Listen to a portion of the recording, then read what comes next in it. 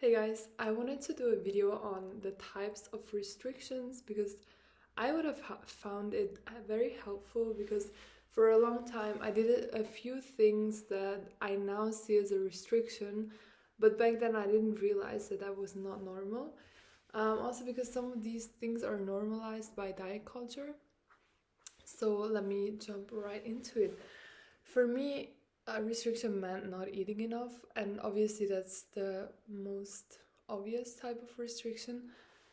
But there's more because, especially during recovery and in general, your body sends you signals of what it wants and when it wants to eat. And if you don't follow that, it's a restriction. I know I have maybe a strong opinion on this, but in order to recover, you'd need to be very, very strict with yourself. So, yeah, that's what I did. So, the first thing that comes to my mind is time restrictions. So, for example, intermittent fasting that you would only eat during, I don't know, 8 hours a day. Or, for example, what I especially followed was I only did 3 meals a day. I didn't allow myself to any snacks because my family is not a big fan of snacking. So I thought, okay, no, I don't need snacks. But for me, especially during recovery and still now, snacking is really important and I love to snack. So me not allowing myself to snack was one of the biggest restrictions that I had for a long time. Only at the very, very end of my recovery, I realized that I still struggled with it, and I had to force myself to snack so that my body would understand that it gets food whenever it wants, and it, yeah, there's no restriction. So, first of all, don't do intermittent fasting. No. Now, sometimes as a recovered person, I'm not very hungry in the morning because I ate, for example, today I didn't eat breakfast because I ate really, really late and a big amount of food yesterday. So today I woke up and was not very hungry, so that's what I did. But any other day when I feel hungry, I obviously eat. It's not that I restricted myself, but it's just that today I was not hungry. But yeah, generally do eat whenever you want to. Whenever you get like a little bit of, I'm hungry, or like you start thinking about food, just go and eat because that's a sign of hunger. Then, next type of restriction is only eating healthy. Yes, you might eat enough only eating healthy, but it's a restriction because you don't allow your cravings, and your cravings are your mental hunger or your hunger in general. So during my quasi recovery, when I thought I was kind of recovered, I ate mainly whole food, vegan food, and I thought that was fine because I was eating enough. But for some reason, the binging never went away, which was obviously because I was restricting myself to only healthy food. So you need to include everything, and also it should be okay for you to only eat like chocolate the whole day. You shouldn't be like, yeah, I allow myself to unhealthy food, in parentheses, but then also I need to compensate with good food. No, that's not letting go of restrictions. You really need to follow exactly what you're craving and when. Next thing is movement. That's also a thing I used to struggle with a lot. When I ate a lot, I needed to go on a long walk to, yeah, kind of like cope with it and get a better feeling, because I was feeling so bad about myself, like, oh my god, I ate so much, so now I have to go and walk it off. But that's a restriction, or I mean, you could call it like movement. How is it called? I forgot the word. But yeah, just don't do it. Don't compensate anything with movement or yeah, exactly. It's called movement purge, I think. Don't do traditional purge or movement purge. Just eat and feel bad, feel shitty, but then do it again, remind yourself it's okay. And that's what recovery is like. It's just repeating things until you get comfortable and until you and your body realize that there's enough food and there's nothing to worry about. Next thing is zero or light products. If you consume any zero or light products, you are restricting, in my opinion. And I know, again, I have a strong opinion on that, but if you are not okay, for example, with drinking normal Coke, that means that you're scared of gaining weight. So if you always drink the Coke Zero instead of the normal Coke, you are still restricting, in my opinion. So, and that was for me one of the most difficult things, to start drinking soda. I would always think, no, I'm just gonna drink water. I grew up with only water anyway, blah blah blah.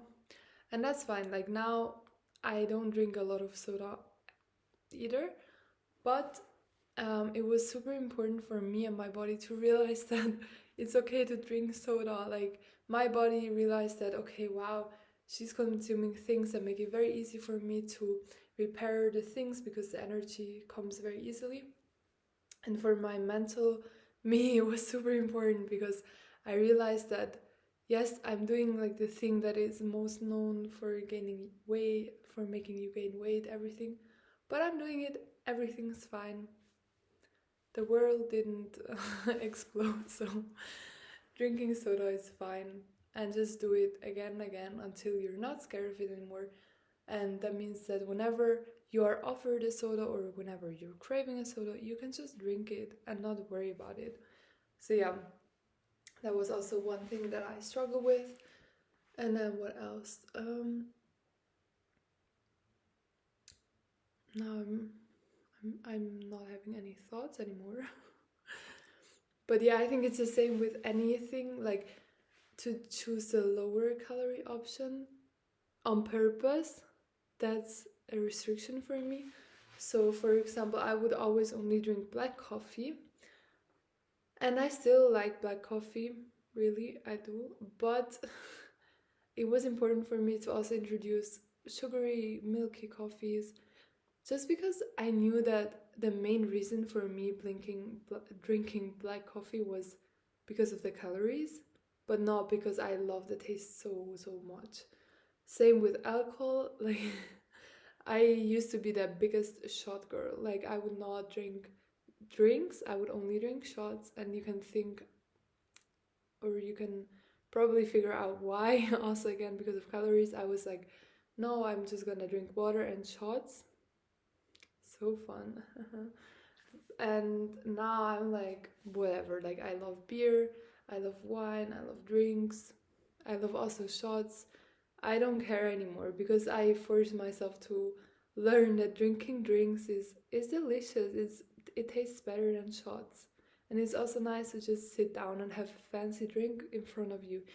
It doesn't always have to be the cheapest and the lowest calorie option. That's just not, yeah, fully living.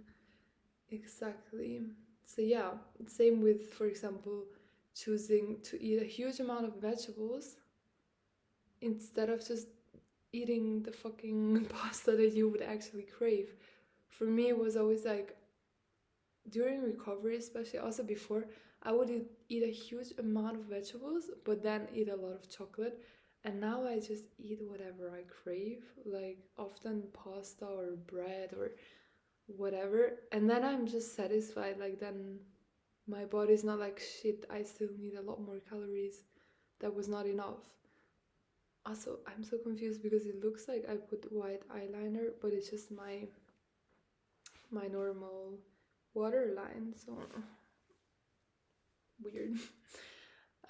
Yeah, so these were some of the things that I really had to learn, that they are restrictions. They are normalized by society, but they're not normal. Like, not normal, but they're not intuitive for people. Because in the end, being fully recovered means just eating whatever the hell you are craving and you're thinking of. Also, what I did for a very, very, very long time was I looked at something like a menu and I thought of something, but then I looked at it even more and then I found another option. But over the time, I learned that my first thought, my first craving is always right. That's always what makes me most satiated. So that's what you have to go with. And then also, one more thing that I can say is that restricting is not following your mental hunger, because usually people talk about like these satiety cues and stuff like that, so that you're only hungry when you're low energy and you have a slight headache and weird stuff. And I tried following that because I tried everything, but in the end you need to trust your mental hunger. And Tabitha Ferrari is great at explaining mental hunger, but I'm gonna try it as well. So mental hunger is whenever you think too much about your body, like weight, fat, whatever, or about food, whenever you like try to watch a cooking show or a, I don't know, calorie challenge or something like that, you try to plan your sports routine or anything like that. At least that was the case for me. That's actually kind of mental hunger. Your body tries that or tries to make you think about food so that you get food, but because you're so much disordered, you just try to figure out how to not eat by watching other people eat or by planning a sports session, etc. So whenever you think about food or food related things, then you have to eat because that's mental hunger. Yeah. Also, cravings are hunger. My mom is an expert at calling her hunger a craving, and in like not being happy whenever she has a craving. She's like, "No, I shouldn't eat. It's just a craving. I'm actually hungry." But I know that she actually is hungry because it was the same with me. But I mean, everyone has their issues, and I should not judge anyone. Obviously, I'm trying to tell her, like, just eat when you're craving something. But moms are moms, so we're gonna let them. And then finally, if you chew a lot of gum or do a lot of caffeine, you're most likely to still be in an ED, because yes, it's normal to chew gum or drink coffee, but if you do it excessively, it's often to compensate for your hunger. So yeah, I hope that could in some way help you, maybe inspire you a little bit. And yeah, I wish you a nice rest of the week. Bye.